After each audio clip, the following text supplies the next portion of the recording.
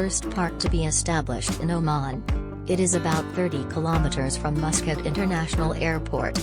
It is located on the highway leads to Batinah area. The park is equipped with all facilities of children's park.An Arabic garden, Japanese garden, mini falaj system and a small train which travels around park.An park. Muscat festivals are conducted in Naseem Gardens every year. It is a great garden and park for picnics and children play, and it is a suitable place for the whole family or to roam with friends as well.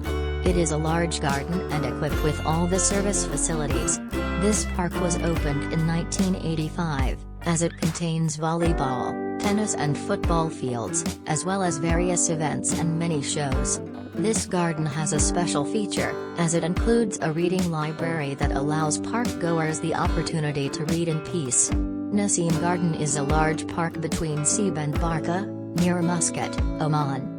It contains an aquarium, lake, waterfall, Arabic and Japanese gardens, a maze and a playground.